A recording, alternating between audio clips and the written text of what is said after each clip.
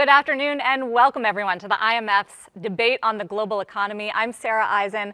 I'm the host of Closing Bell on CNBC, and I am thrilled to be here in person at the IMF in Washington with a distinguished group of leaders to talk about all of the issues facing the global economy. Joining me is Christine Lagarde. She is the ECB president, managing director of the IMF, Kristalina Georgieva, the chair of the Federal Reserve, Jay Powell, and from Indonesia, the Minister of Finance, Sri Mulyani Indrawati. And then joining us remotely, we've got the Prime Minister of Barbados, Mottley, who couldn't be here today, and she is in sunny Barbados. We're all jealous, and we're happy to have everyone here, the most powerful women in the economy, and Chair Powell. Welcome. So we came here today, and we thought we were going to be discussing this year the recovery from a brutal 2 years of COVID. And instead, we've got the Russian invasion in Ukraine. We have that influencing prices and inflation. We have a dramatic shift in policy, and we have some aggressive lockdowns in China. And all of that is distorting and depressing the global economic outlook. So maybe, Madam MD, if you could just kick it off and set the stage for us, because you did cut your outlook for the global economy this year, and it sounds like you're going to be cutting it more. So how much of a slowdown are we facing? It is quite significant. Last year, we were doing quite well, 6.1% growth. We were projecting slightly less, but still high for this year, nearly 5%. And then we got Omicron, first revision downwards, and the war in Ukraine, second, more significant revision downwards. Would there be more? It is to be seen. It depends on how long the war is going to last, how effective policymakers are going to be to deal with inflation without slowing down growth. And is there something else to hit us? We do live in a more shock-prone world. If anything we learned in these 2 years is that we have to be more agile to build more resilience to these shocks. And one of the objectives of us meeting here in Washington is to talk with each other and identify what is the policy combination that can deal with these short-term challenges without jeopardizing longer-term sustainable growth. Well, we do have a good mix of fiscal and monetary leaders here on the panel. So just to follow up quickly, Madam MD, as far as the outlook and the deterioration, how close are we to something like a global recession? Well, we are still very much in positive territory. Growth projection for this year, as you said, 3.6%. Let's remember that was the average growth rate between 2011 and 2019. We have only small handful of countries that are in negative territory. Among them, Ukraine, devastated, shrinking by 40%. Russia, very significantly, in fact, impacted, 11% below what we projected in October. But most of the countries are growing, although slowly. What is the big problem, Sara? The big problem is that the exit from the pandemic-induced crisis is now slowing down for the future. Just one number. Emerging markets and developing economies will be still 6% below their pre-pandemic trend in 2026. This is 2 years or more delay in their recovery. What is my biggest worry? With food prices, energy prices up, with prospects for recovery much worse, are we going to see the phenomenon from 2019, people on the street, unrest, creating more difficult environment for policymakers to do the right thing? Yeah, we're going to get into some of those risks, but I do want to hear the individual outlooks, especially from Europe, President Lagarde, because of its proximity to Russia and Ukraine, the spillover effects that you're seeing, and now there are concerns about stagflation there and the effects where it depresses economic growth and drives up prices. So how much has the outlook for Europe changed? It has changed exactly in the same direction as indicated by Kristalina. So it's been a haircut to growth projections, and it's been a rise in the inflation numbers. And certainly when we look at the risks, they're skewed to the downside for growth. So there might be more cuts to come, and to the upside for inflation. That's where we are. And it's particularly saddening, not only because of the death, not because of the destruction, not because of the devastation, which in and of itself is a cause for huge concern and sympathy and support for the people of Ukraine, and blame for those who took the initiative of that unjustifiable invasion, Russia. But it's also causing harm throughout the world, predominantly in Europe for the moment, but it will, there will be ripple effects going way beyond Europe. For the moment, as you said, geography plays a role, and Europe is literally next door. Ukraine is one of us, and taking this horrible hit.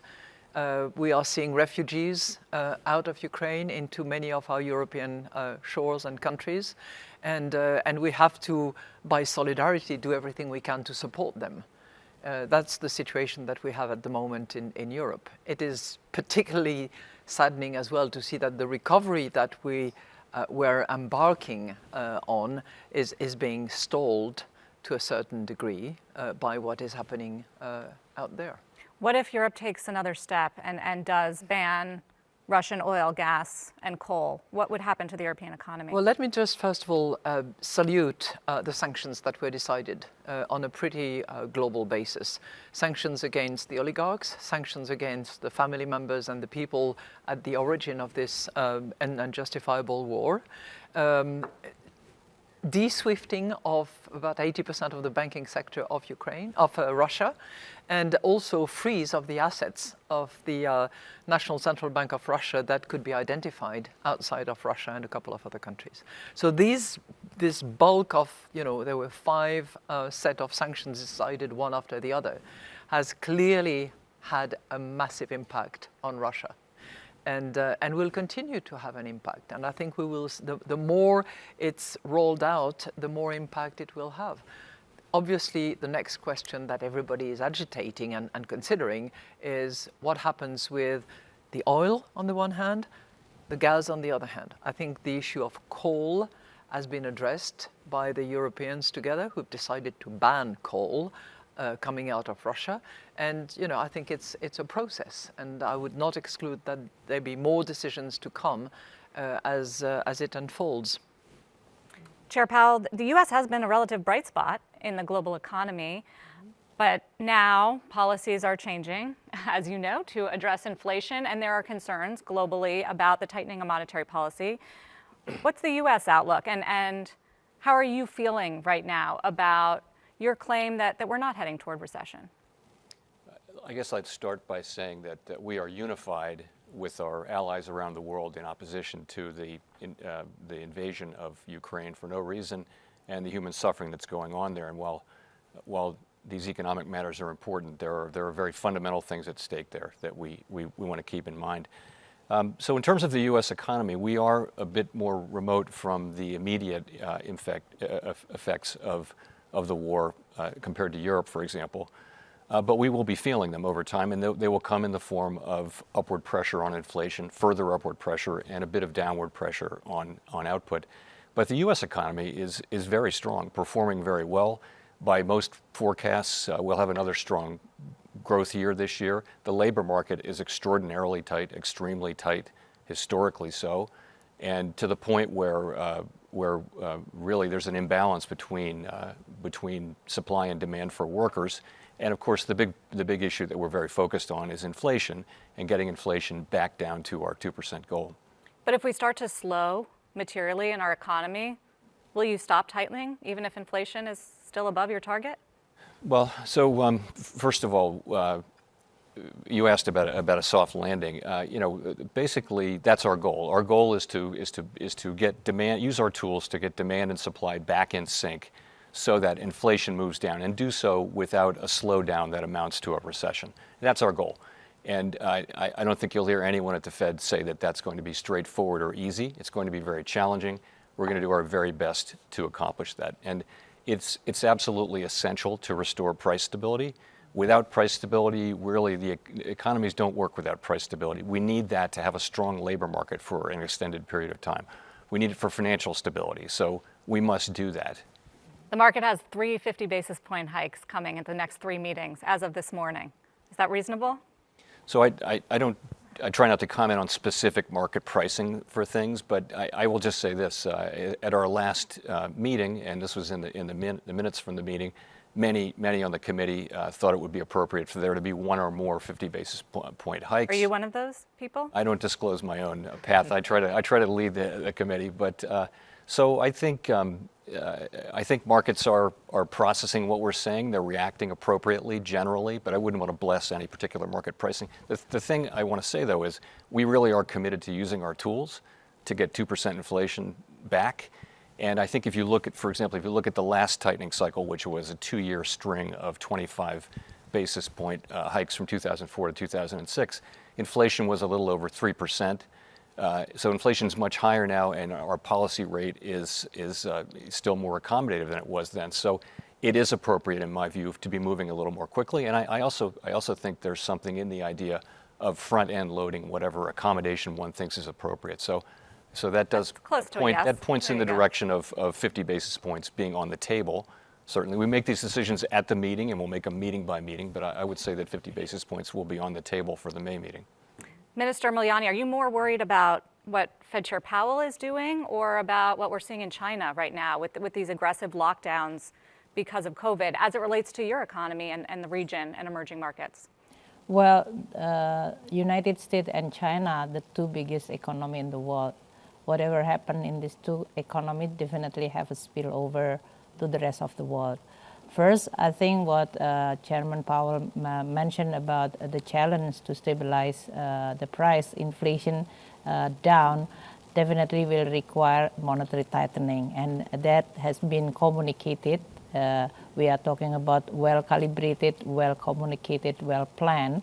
So even though we cannot avoid that direction of policy, at least market as well as many policymakers in the emerging country and developing country need to prepare for this eventuality. I think that's one very important thing. In Indonesia case, back in taper tantrum in 2013, our situation today is much stronger. Back then, our external balance, the balance of payment in a current account deficit, and that's why even when Federal Reserve has not yet moved announcing it, it's already creating a huge jittery. Today, Indonesia, again, because of the war, unfortunately, but then creating this high commodity price, Indonesia has quite a significant commodity which is enjoying this high price. It is not appropriate, morally wrong if I'm saying that we are having the benefit of this situation, but it's our export grew by more than 24% last year. And in this first 3 months, it's actually growing even higher than that. So we are enjoying surplus on trade account as well as on my budget. So we are in a position of strong position in which then this kind of situation, hopefully we are going to be much less affected. Although capital outflow is happening already on a bondholder in Indonesia, and in this case, we've already reduced the exposure of the foreign ownership on our bonds to less than 18%. This is significantly reduced than originally 40%. So create stability. China situation with the COVID and the policy of lockdown definitely create a lot of concern regarding their their growth outlook. Although in this past 2 days we heard from Central Bank Governor Yi Gang that they are going to do all necessary to make the growth at least still continue strong enough at the level. That definitely also create a little bit comfort, but the implication is going to be very deep. I mean, in Indonesia, we implemented this lockdown when we have Delta variant, only 2 weeks, and it really erased the growth on the first quarter last year to almost to the negative territory. So I can imagine that if you prolong this kind of lockdown, it will definitely have a huge, especially for a city as big as Shanghai in this case. So within that concern, we are not comparing which one is actually having a bigger impact, but these two very important countries will definitely have a huge impact for many developing and emerging countries. And this is on top of still very difficult recovery for many countries in the world from this pandemic. Although Indonesia output is already surpassing the pre-pandemic level, so we've already 106% above the pre-COVID level. But Indonesia is a few cases. Many is actually struggle, as Kristalina mentioned, they are still under the pre-pandemic level. Do you have a sense of how much the China lockdowns, especially Shanghai and Shenzhen that we saw, are holding back supply chain even more at this point? Well, that's definitely, I mean, they are among the biggest port, and for Indonesia, as well as in Asia, I think China demand for many commodities very, very important. So either this is going to be disrupt the supply chains within China, that is have the repercussion for the rest of the world, or in this case have a direct impact in terms of the demand for commodity and other raw material. So that is really a concern. Prime Minister Mottley, haven't forgotten about you. Definitely want to hear from you. I think you win the award for the best growth forecast from the IMF this year, right? 11.2% growth. Tell us what you're experiencing. Obviously, there's a big tourism boom, but you've heard about all these headwinds, and I'm curious how you're affected by it and what you're most focused on. Yeah, I think that the figures you quoted are what we are hoping for growth for this coming year. But like everywhere else, we are going to have to probably moderate because of the very, very uncertain challenges in the world. And of course, we're not only talking about the war in Ukraine, but we're also talking, as you just referred to the difficulties as a result of the lockdown in China. For us, it is probably the inflation is more of a supply chain problem because excessive demand hasn't really come back as we would like. Our economy fell by about 14% in 2020, as did all other tourism and travel dependent economies in the world in the first year of the pandemic. What we are seeing is literally an increase in inflation. By the end of last year, inflation was regrettably up to almost 6% from just over 3% before. So when that is now compounded by the war in Ukraine and the supply chain problems, again with the lockdown in China, we expect to see continued inflationary pressures.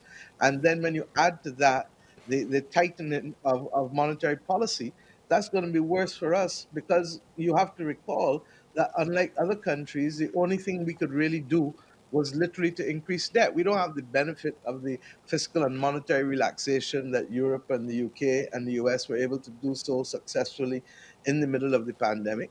We don't have those options. And that is why for us, the whole injustice of the moment probably relates to the fact that the enormous COVID debt that we've accumulated has now also to limit the space that we have to be able to fight inflation, because in small economies such as ourselves, small open economies, as you know, the only way we can cushion inflation is by expanding our fiscal position to be able to buffer people. So these things are truly concerning to us. The issue of the debt is even more so. And let us compare, as I have done for the last 2 years, the GSSI and the Common Debt Framework as against what had been done by the G7 countries.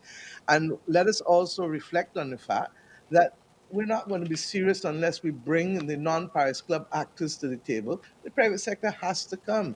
And we're not going to be serious until we address the issue of the climate crisis and the funding that's necessary, because at the same time that we're facing all of this, we have less than 12 years to adapt to a very, very likability of a 1.5 degree world. But even if it doesn't get there at 1.2, as you all know, we're already seeing the devastating impacts of the storms and the hurricanes.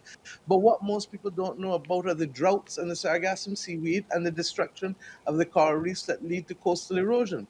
So at a time when we need to have expenditure more than ever, there is little concessionary funding available, there's little fiscal space available, and there's an urgent need for us to seriously reform the international financial institutions if we are to be equal to the majority of poor people who don't live, by the way, in poor countries. 75% of the poor people of the world live in middle-income countries that are denied access to concessionary funding and that do not have the fiscal space even when they get funded, and that have been compounded by events outside of control in the pandemic and indeed, of course, with the climate crisis.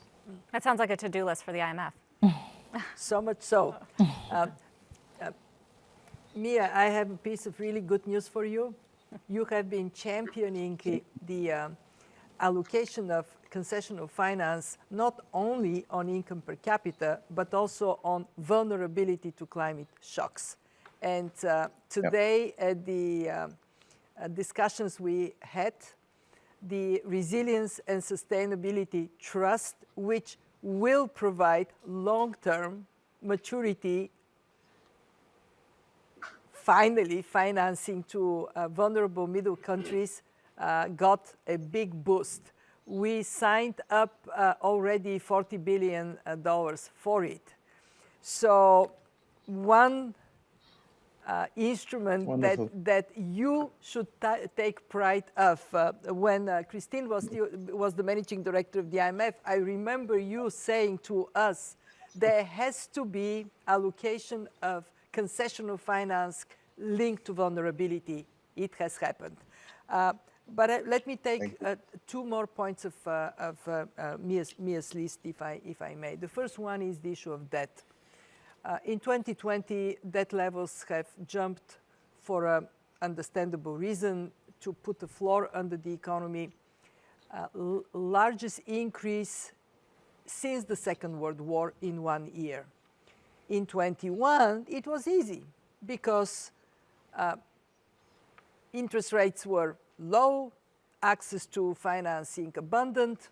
For some, it was cheaper to pay for more debt in 21 because of this drop in interest rates. 22, different.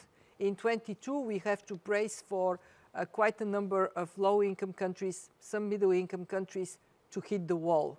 And we have to be honest, that requires upfront action by the countries themselves. Do all you can, extend maturities.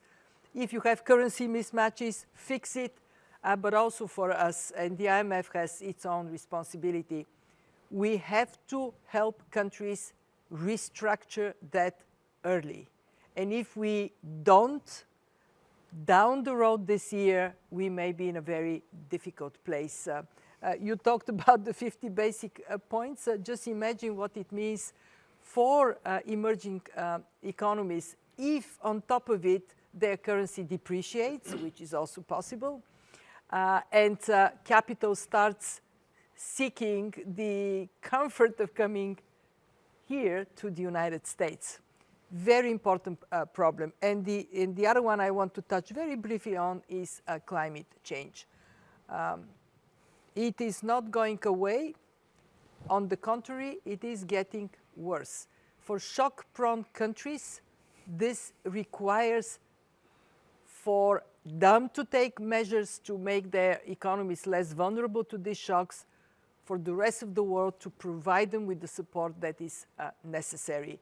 Sri Mulyani co-chairs the group of finance ministers that are wrestling with this issue.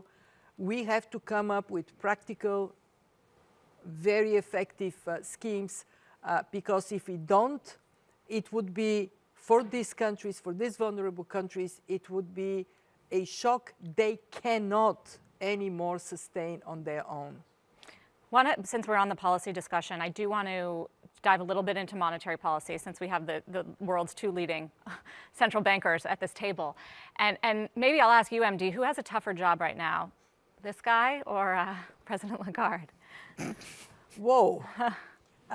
Well, they both are fully equipped to do their jobs, and as a result, it is easy for both of them.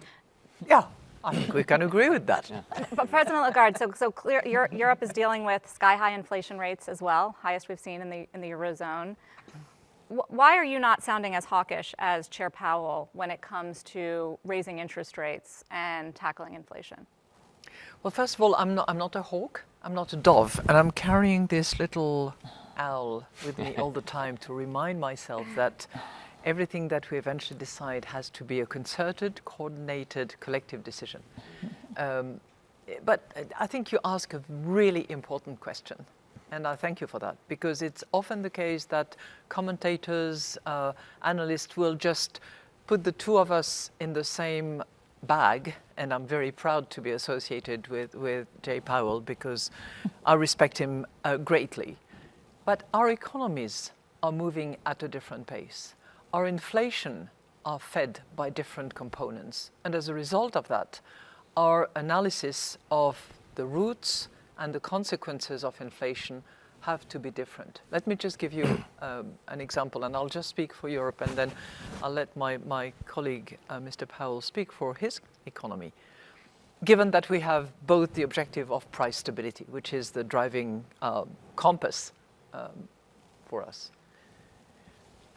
Our inflation numbers are very high. You're right. 7.4% in March, and we will be, more than double above the target at the end of the year. But when you try to understand what comprises that very high number, you see that almost 50% of it is energy prices. So that's a supply shock that we are taking. If I look at my core inflation, so if you take out food, you take out energy, I'm down to 3%. It is north of my target, which is 2%, but it is more manageable, if I may. It's actually 2.9% because it's just been revised this morning. So our inflation is fueled by a supply shock, which calls for a particular type of response, which brings together fiscal policies and monetary policy.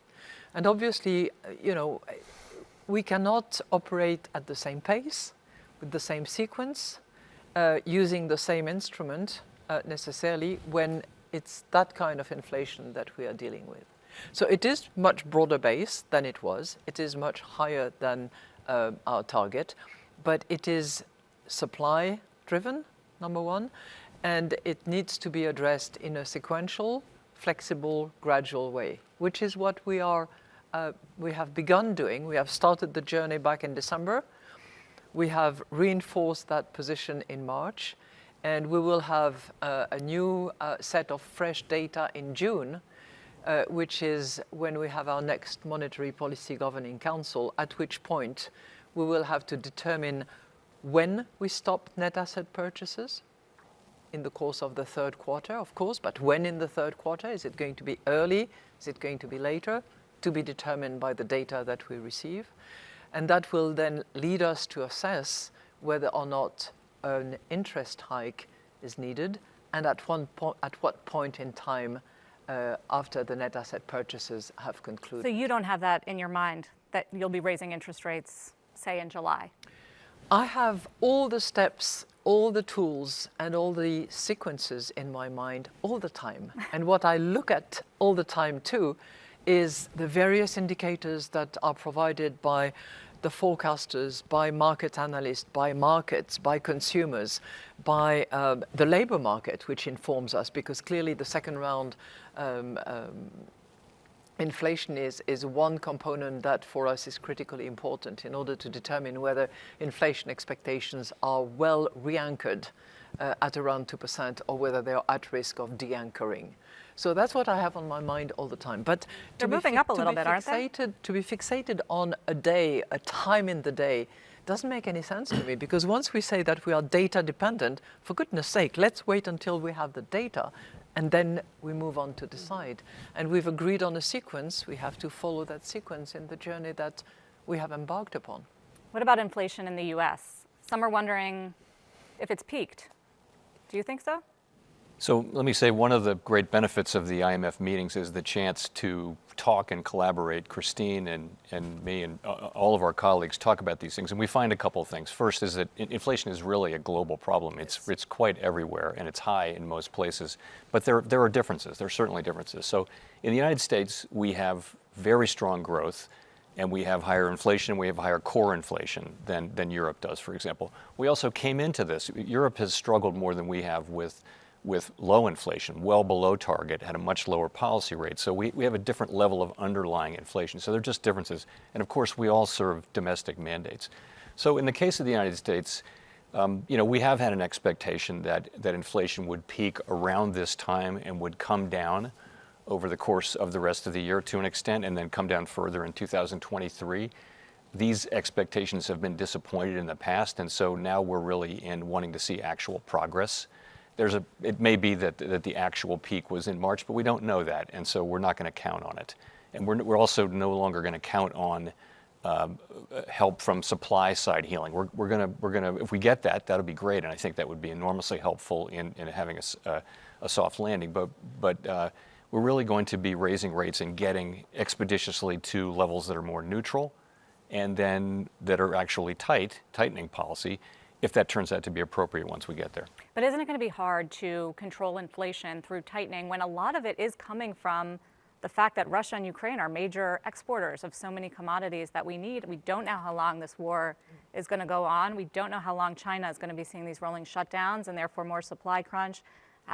Isn't it going to be harder than normal to get a handle on inflation through your policies? Yeah, we of course can't affect supply side issues. We really can't affect much food and energy prices either in the near term. So it comes down to what we can do is our tools work on demand. But we have a job to do on demand, and I'll go point to the labor market. There are substantially more job openings than there are people who are unemployed. And if you take total employed people plus job openings, that's demand for labor. If you look at the size of the labor force, there are more than 5 million more demand than there is supply. So we've got a demand-supply imbalance in the labor market and elsewhere in the economy. It's clear, and that comes from a number of things, including fiscal policy, including what we did at the height of the crisis. So there is a demand job to do, but you're right, we can't fix supply-side problems. Do you need the stock market to be lower to impact demand? I never would point to one particular price or asset or class of assets, but generally the way our policy works is we control one overnight rate, plus the balance sheet also has some effects. And that affects broader financial conditions, and that includes asset prices, credit availability, risk spreads, all kinds of financial conditions. And the financial conditions, in the end, those are what affect the real economy. So we monitor financial conditions. So there really are two steps there. And one of the many, there are many different combinations that are possible of financial conditions, and we have seen some tightening from our rate increases, and that's to be expected. So some people have this idea, President Lagarde, that you guys need to shock the markets to really to start to see more of an impact when it comes to putting pressure on demand and on inflation. Is that something you ascribe to? I think what we need to do is communicate with as much clarity as possible as to what we analyze, what we see, what timing we have in mind, and what journey we're embarking on. And for us, it's not so much an issue of tightening when we look at the real rate. It's an issue of normalizing monetary policy and using the tools that we have. I think the added dimension that Europe has is that it's a monetary union with the complexity of a monetary union where you have 19 different fiscal policies, 19 different treasuries, and that makes my job just a little bit more complicated. But you also have the euro, which, because you're moving at a slower pace, is weakening pretty substantially. Is it getting too weak and making the inflation problem worse? No, we don't target any particular exchange rate. We pay attention to it. It clearly has an impact on inflation. But we don't target any exchange rate. Minister Mulyani, want to move it to the fiscal side of things. We've done monetary policy. As you look at the appropriate policies right now, it's a little tricky because normally the IMF would advocate for fiscal stimulus in a weakening global economy. Can't do that now when we have such a strong inflationary environment. So how are you thinking of the sort of policies to insulate your economy from some of these issues? Well, first, we are not starting from the situation which is favorable after 2 years of the pandemic, which is widening the deficit and debt for all countries in the world. That's one thing. Second, with the interest rate inflation and the interest rate response, the cost of borrowing definitely is going to be high. So if you are going to continue boosting, this is the supply demand side in this case. If you look at the recovery in Indonesia case, demand has been now growing very fast. Consumption recover with the mobility because of the pandemic under control, investment recover, export is double-digit growth. So we don't have the recovery from the demand side. If it is going to be a problem, whether this can create overheating, but our inflation is now around 2%, so it's much low in this case. The problem on the supply side is much more complicated, as Chairman Powell mentioned. If it is related to the energy and food, it politically, socially very sensitive. You cannot delay on that side. And that's why usually that immediately create a fiscal pressure in the form of, are you going to allow this shock coming from outside pass through directly to the people, or you are going to absorb this shock through your fiscal policy by providing subsidy, and then your deficit will be widened. That deficit is going to be too costly because the interest rate now is much higher. So this is really not a free lunch or free policy. You really have to be very careful in designing all aspects of the fiscal side. I think from the Minister of Finance point of view, you should not, just like Christine mentioned, you should not narrow your instrument. You have a lot of options. In the fiscal side, you have on revenue side, so on tax, non-tax revenue, excise. You really have to look at the composition of your revenue, which one is actually strong enough to then you can collect more. And that's why in Indonesia, even during pandemic, we reformed the taxation. We passed through legislation, we harmonizing the whole legislation related to the tax, including anticipating to this global taxation agreement, in which we are going to have at least a better arrangement on the taxation across country.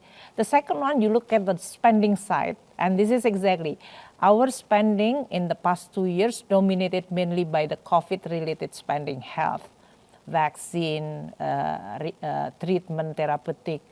So now when the declining rate of the COVID, meaning that you have a fiscal space, you don't want to squeeze so that the economy is going to weak again. So the same space, but you free up from this health, you can use it for others. For example, infrastructure again, labor-intensive infrastructure so that you can create job, because many of them is actually unemployed or reduce their income during the pandemic. That can be done. So expenditure side definitely have a room for that, for you to really do in a much more detailed way. What that can create job better, what that can shield this shock. For example, like food security, energy security, infrastructure that can improve your productivity. So that is very important. Then you are dealing with the financing strategy. With this higher borrowing costs, you have to be very careful. So fiscal consolidation is definitely very important. In Indonesia, we're reducing our deficit from 6.1% to 4.5%. We are aiming for 4% and then below 3%.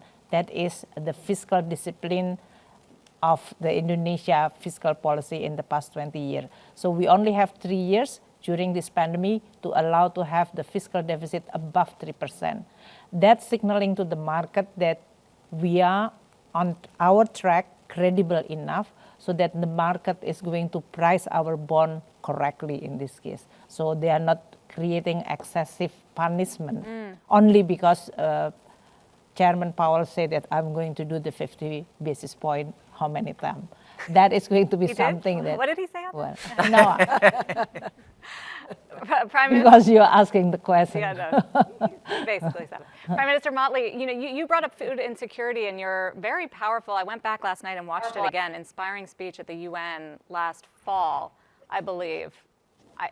That was before any of this got so extreme because of the war in Russia. So I'm curious how you're thinking about it now, and what sort of solutions we can look at. Well, the truth is that all of us have had to go into a situation where we've put measures in place to boost food security, food and nutritional security. In the Caribbean community, we've set a target, which was there before all of this, of reducing imports by 25% by 2025. And we have an agricultural investment conference coming up in Guyana, which is the lead country on food security for us in the Caribbean community. But I make the point because I heard my colleague Minister just now referring to what has to be done in order to protect our people against these pressures. The reality is that with a high debt framework, as most of our developing countries have, as small island developing states, not because of profligacy, not because of corruption, but largely because of having to take on our balance sheets the consequences of the actions of others, we feel that the time has now come for us to make some decisions to change it. And Kristalina, you're absolutely correct about the Resilience and Sustainability Trust, and we thank you for it. And in fact, it's a right step in the right direction. It's the only step thus far that acknowledges vulnerability, but we need the World Bank and the development banks to go further with us. And the reality, one of the things you said to us at the beginning of the pandemic was that you needed us to keep to spend the money but keep the receipts. And we did in fact keep the receipts. So it should be easy to identify COVID specific debt. It should even be easy to identify climate related debt. But what we need to do, because of our highly indebted situation already, is to put this on another international balance sheet. You can perhaps have a pandemic trust and you can have a climate adaptation trust. But the reality is that what we need is to be able to move it off of our balance sheet, because if it is on our balance sheet, then it precludes us from being able to achieve the SDGs, which is our normal development trajectory. And we really want you to perhaps treat it like the British war debt, if it has to come on our balance sheet.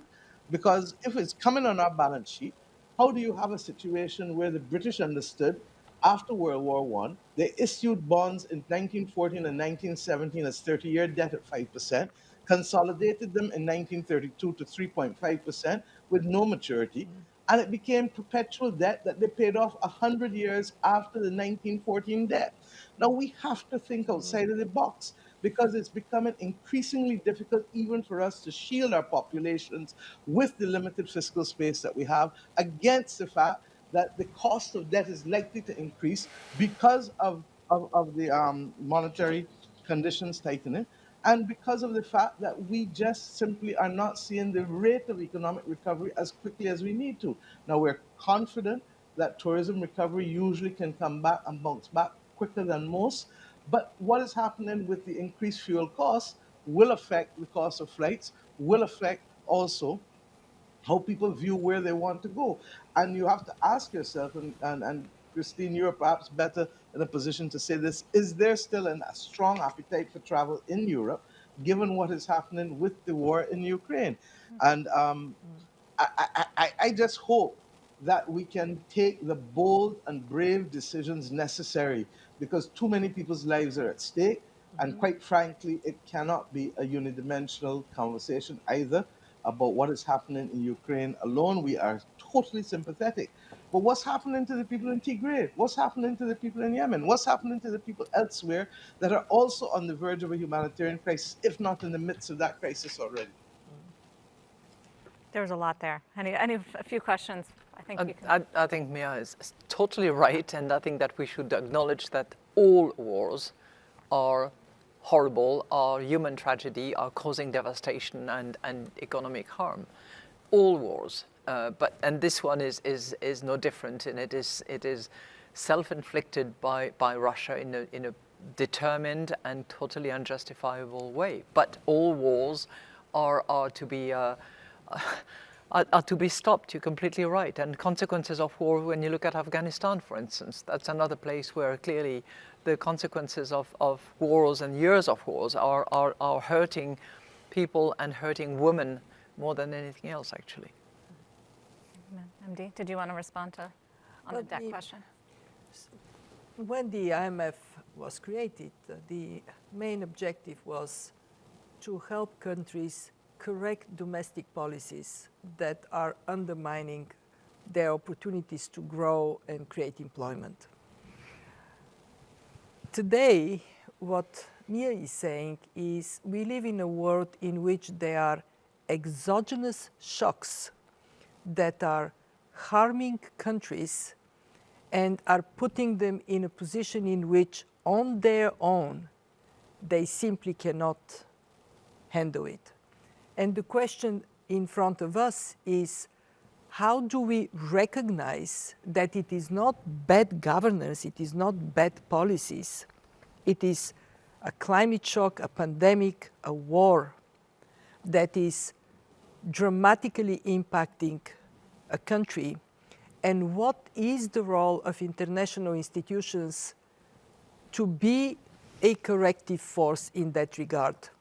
During our meetings this time, this issue of what is the role of the IMF in a world of multiple shocks, some of which are because of the evil of man, some of which are because of Mother Nature, but they are devastating countries to a point in which they simply cannot pull themselves out. This is one issue, and Mia is right, we have to work on identifying instruments. We are looking into our debt for climate swaps, a possibility. We haven't advanced it enough. It is still in the universe of retail. In other words, I would do it for you, for your project. We want to move it to performance indicators and the world of wholesale. In other words, we do programs with a country like Barbados. The second issue, though, is that not all problems are exogenous. We still have plenty of problems that come because of poor judgment, bad governance, corruption. When Christine was the managing director here in 2018, early 2019, in these good days that we almost forgot existed, she would say, when the sun is shining, fix the roof. Mm-hmm. What we are now discovering is that many countries did not fix the roof when the sun is shining. Now it is pouring. Well, maybe now we get to fixing the roof. I would strongly argue that there are many countries where structural reforms related to transparency, improvements in governance, can significantly improve image, attractiveness for private investments and performance. Indonesia has done systematic reforms that took Indonesia now to be in the small universe of countries, emerging market countries, that have caught up with their pre-pandemic level. And I think for us, we should not shy away from the issue of good policies mean better lives of people. You mentioned the role of the IMF. You know, there is this bigger question right now about the role of globalization in general and the onshoring of manufacturing and supply chain. And it started with COVID, or maybe even before that, and really got exacerbated by this war in Ukraine. And obviously, Chair Powell, there are going to be ramifications of this for growth and for inflation if we are, in fact, in a world where globalization is going in reverse or even dying. What do you think?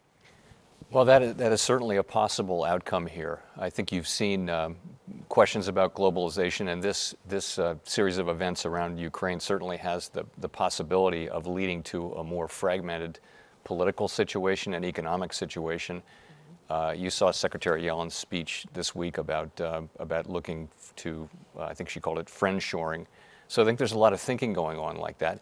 You know, the globalization that we had benefits to it, and it had cost involved in it. And you know, these are really questions more for elected governments, I would say, than they are for a central bank. But there would certainly be a different world. It might be a world of perhaps higher inflation, perhaps lower productivity, but more resilient, more robust supply chains. If we were to have, I mean, the supply chains that we had were very efficient, but quite fragile, it turned out.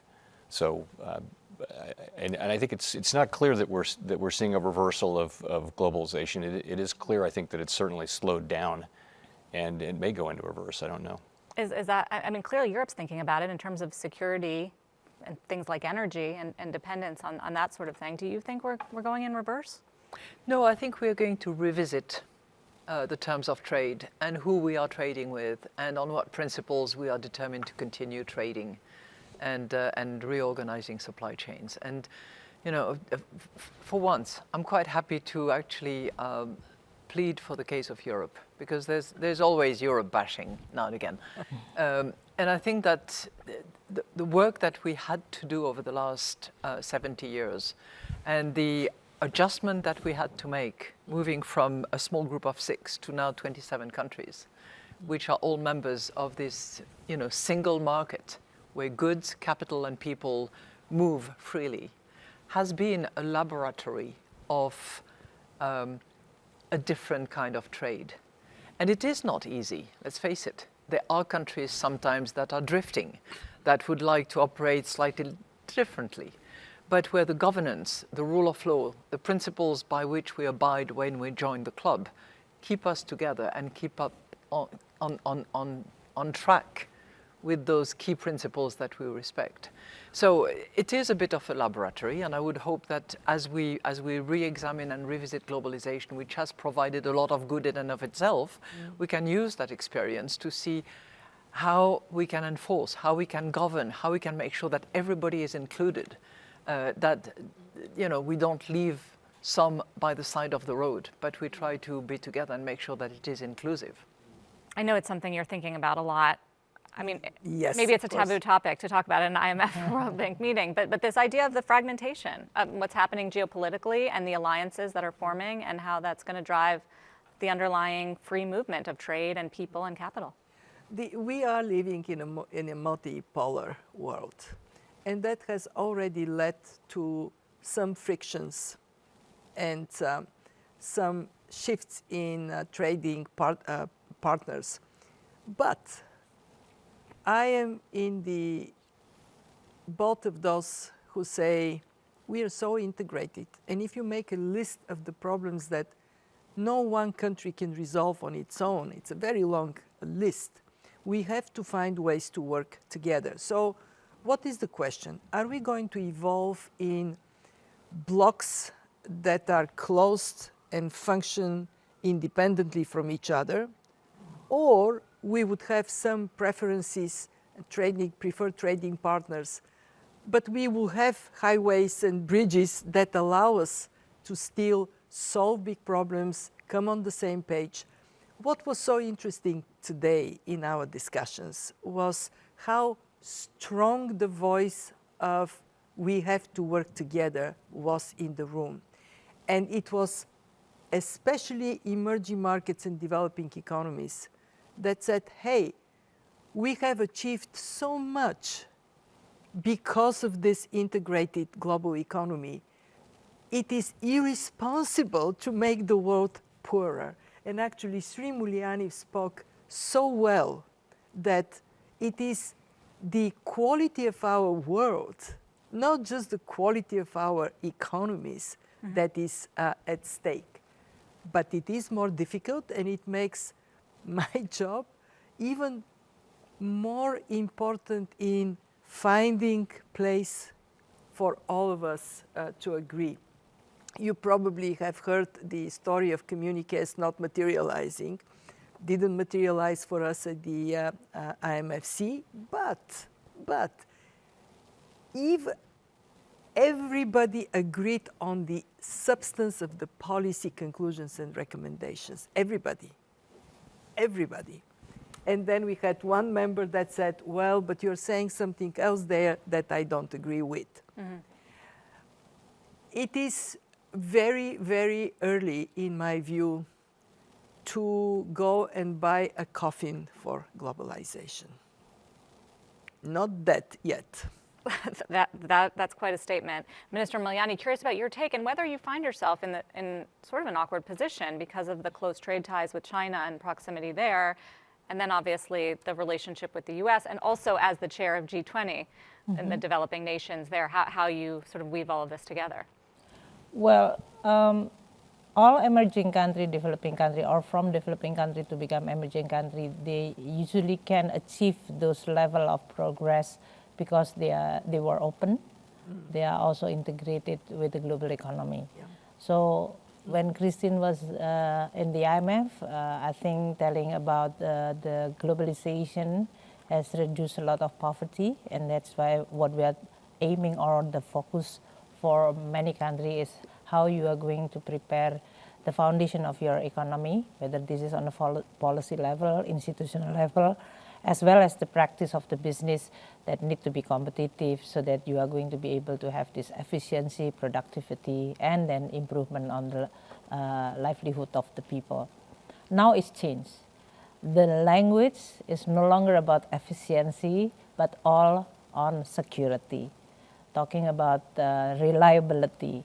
So even I think we just heard from Chairman Powell that if that is at the cost of efficiency, be it maybe. Now, that's really maybe creating a huge impact for many developing country, emerging country, who they, in this case, enjoying this improvement as well as the progress in their economy and prosperity through globalization, through trade and investment. And this is no longer become the instrument. Now for Indonesia, because we are big enough country, the biggest in the ASEAN economy, and of course in terms of the trade partner, investment partner, United States, European, Japan, and China, they are all the biggest partner for Indonesia, of course.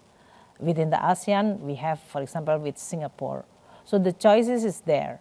And we enjoy this because we know that the world following and implementing the global rule, even though it's not perfect. If you talk about WTO, there is here and there, but we know that there is a rule as a baseline in which we will play based on that. And that's exactly what holding all of us, the world together. Yeah. Now, if a country can violating international rule, or in this case that we no longer trust this rule can secure or providing safety and security and certainty, then the world is actually resetting. It's totally different. And this is historical in a way, because the world enjoying huge progress in terms of prosperity. If you look at declining of the poverty rate, improvement in the human capital index, infrastructure development, they are all because we rely on this goodwill, trust, and building this rule for all countries in which then we can rely. I'm not saying it was proper. It is not. No, it is not. That is always like, Yep. but it served well, or at least it served all the member countries in this world to actually rely on those kind of mechanism. Now, I think it's shaky. And that is exactly maybe what is the highest risk for any country to design their own policy. What does it mean for Indonesia? Should we like self-sufficient in this case? For Indonesia, it could be, because we are big, we have a lot of land, we have fertile land. So we do have like the food security, energy security, we have coal, we have oil, we have gas. But not all countries have this kind of luxury like us. And so should we not care about others? That is not really, I think, the right, morally not right, as well as from the interests of the global economy, it is not also right. We're tight on time. We have 1 minute left, but I do want to hear really quickly from everyone, including you, Prime Minister Mottley. I sometimes get the best answers as a journalist when I ask people what we're not paying attention to, what the media or the world is not focused on. So I'll ask you just very quickly, either an upside risk or a downside risk as it relates to the global economy, what we're not paying close enough attention to, and what you would flag. And Prime Minister Mottley, put you on the spot and go to you first. I'm saying that there's an absence of global coordinated political leadership. The G20 is not representative enough, and we don't have the political will. The problem is not with the people who you have in the studio for the most part. It's not the heads of the institutions. It's the absence of countries to act in a coordinated way that will relieve the pressure. We saw it in the pandemic. We're seeing it with too many other issues, and hopefully we can get the sense of urgency of the moment impressed on all of us globally, such that we can avert the worst. Minister Mulyani, what about you? Well, I think as holding this presidency of G20, what is remarkable given this tension, all countries that we consulted, because G20 is based on the consensus, all countries that we consulted, they believe and they also want that the cooperation and collaboration and coordination, what Prime Minister Maya mentioned, is actually the one that they want this to be preserved. regardless differences. So amazingly, what we are thinking it's supposed to be safe and preserved, and what the reality that we are now facing is actually quite a big gap. So our responsibility holding this presidency is try to continue making this goodwill of collaboration and cooperation. Try to save a piece of the world's most important asset, that is coordination and collaboration. Will Putin be at G20 in Bali this year? Well, we invited because inviting the head of state cannot be like, oh, tomorrow we are going to have a G20 and then they just send. We invited like back then, and it's already now all the country in the G20 received the invitation. In terms of the arrangement of the meeting itself, just like what we have yesterday, it was not easy, but at the end they are all in the same room. But if you don't agree and you want to express this politically, like Christine, he walked out. So that's another expression of the politics. But it doesn't prevent us to talk about the substance, which is important, not only serving the G20, but also for the rest of the world. So it should be manageable and doable.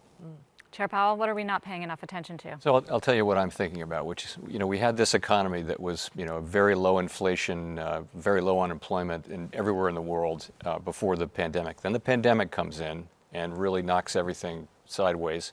Then we have this remarkable, particularly in the United States, response, incredibly fast recovery, faster than anyone hoped. And then we have inflation. And so that's a lot right there. And then we have a war. And now we're realizing that COVID is still really with us. So what I'm thinking about is a couple things. One is, how is this, are we going back? Probably not, to the old economy. What's the new one going to look like? The other thing, maybe more pertinent to your question, is in the middle of this is a labor market in the United States where people can get paid well. It's too hot. It's unsustainably hot, but notwithstanding that, it's a very, very good labor market for workers. And it's our job to get it to a better place where supply and demand are closer together. But I'd say that's how I'd respond. In the upside category, risk, you're saying wages are good, people can get jobs. I think there's a lot to like about the U.S. labor market, but I'd be the first to say, though, that it's not sustainably hot. But I do think with our tools, we can get supply and demand better aligned. President Lagarde, what about you? What should we be paying more attention to? I think of two things. One is what I would call the green swan. We talk about black swans, and I agree with Jay that we've had one thing after the other hitting us, and in the main we've tried to respond as well as we could, and often in a very coordinated fashion thanks to international institutions like the IMF. But the green swan is something that terrifies me. When I think of what's happening in South Africa at the moment, the hundreds of people that are dying because of flood, and what's going to come next? Could it be Mother Nature that we are hurting so much that it retaliates against us? So that's one thing that is often on my mind. I think the next one is the madness of man, more than women actually. Always.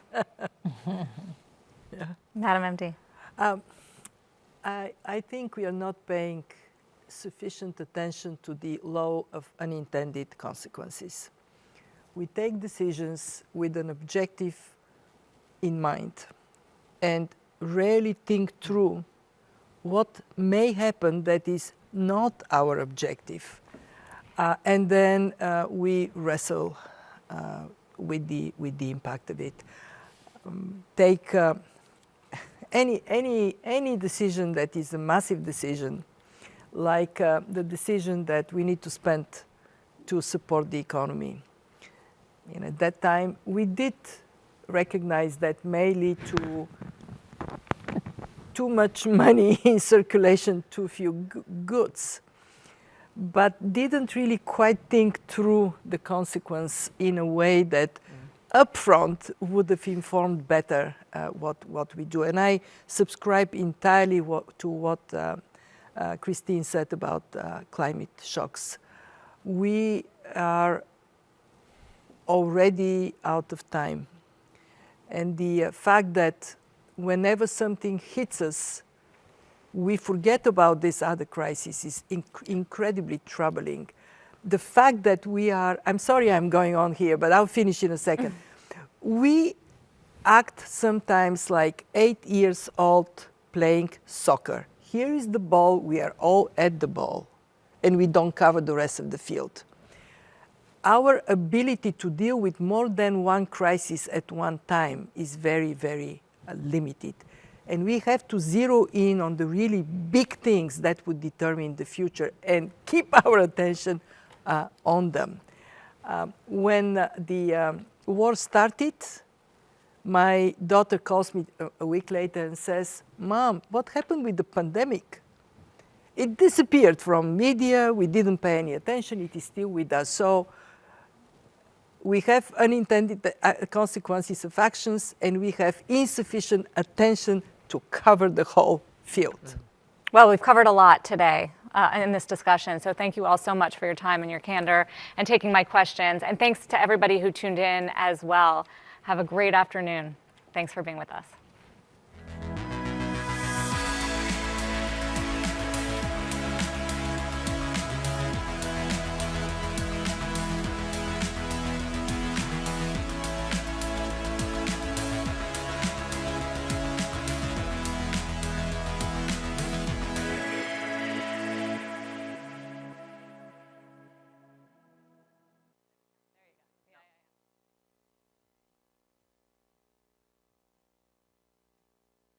Thank you. Thank you very much.